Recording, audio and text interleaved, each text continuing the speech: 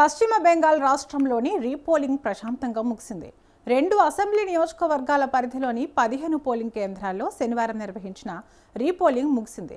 ఉదయం 7 గంటలకు ప్రారంభమైన ఈ ఓటింగ్ ప్రక్రియ సాయంత్రం 6 గంటల వరకు ఎలాంటి ఉద్రిక్తతలు, అవాంఛనీయ సంఘటనలు లేకుండా సజావుగా కొనసాగింది. ఎన్నికల సంఘం కట్టుదిట్టమైన భద్రతా ఏర్పాట్లు చేయడంతో పాటు కేంద్ర బలగాలు, రాష్ట్ర పోలీసులను విస్తృతంగా మోహరించడం వల్ల పోలింగ్ కేంద్రాల వద్ద ఓటర్లు నిశ్చింతగా తమ ఓటు హక్కును వినియోగించుకున్నారు.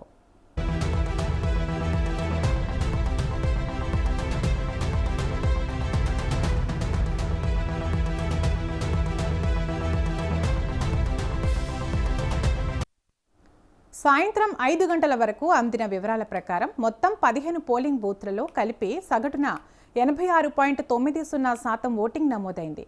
ఇందులో మగ్రహత్ పశ్చిమ అసెంబ్లీ నియోజకవర్గానికి చెందిన 11 బూత్లలో 86.11% పోలింగ్ నమోదవగా, డైమండ్ హార్బర్ నియోజకవర్గ పరిధిలోని 4 బూత్లలో 87.60% ఓటింగ్ నమోదైనట్లు రాష్ట్ర ముఖ్య ఎన్నికల అధికారి కార్యాలయం వెల్లడించింది. తుది గణాంకాలు వెలువడే సమయానికి ఈ శాతం 90కి మించి ఉండే అవకాశాలున్నాయని అధికారులు అంచనా వేస్తున్నారు. రీపోలింగ్ సందర్భంగా ఇంత అధిక శాతం ఓటింగ్ నమోదవడం గమనార్హమని వారు పేర్కొన్నారు.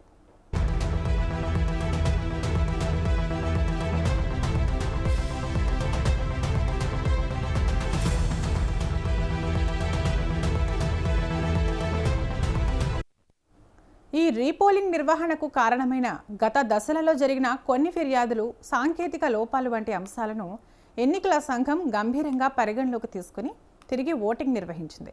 ఈ నేపథ్యంలో ఓటర్లలో కూడా ఆసక్తి పెరిగి అధిక శాతం పాల్గొనడం కనిపించింది. గ్రామీణ ప్రాంతాల నుంచి పట్టణాల వరకు ఓటర్లు ఉదయం నుంచే పోలింగ్ కేంద్రాలకు చేరుకొని తమ ఓటు హక్కును వినియోగించుకున్నారు.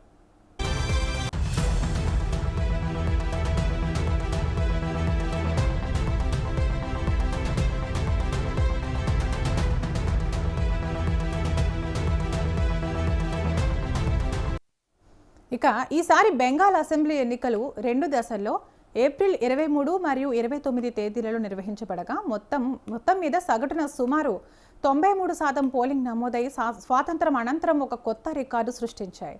ఇది రాష్ట్రంలో ప్రజాస్వామ్యంపై ప్రజల నమ్మకం, రాజకీయాలపై ఆసక్తిని ప్రతిబింబిస్తోంది. ఎన్నికల ప్రక్రియ అంతటా కొన్ని చోట్ల ఉద్రిక్తతలు చోటు చేసుకున్నప్పటికీ మొత్తంగా పెద్ద ఎత్తున ప్రజలు పాల్గొనడం ప్రత్యేకంగా నిలిచింది.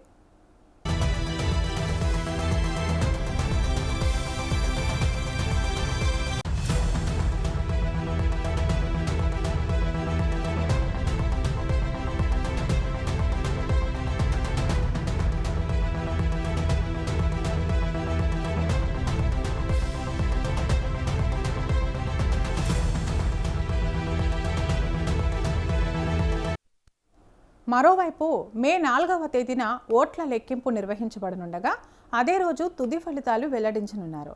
ఇప్పటికే వెలువడిన ఎగ్జిట్ పోల్స్ చాలా వరకు ఒక కీలక రాజకీయ మార్పును సూచిస్తున్నాయి.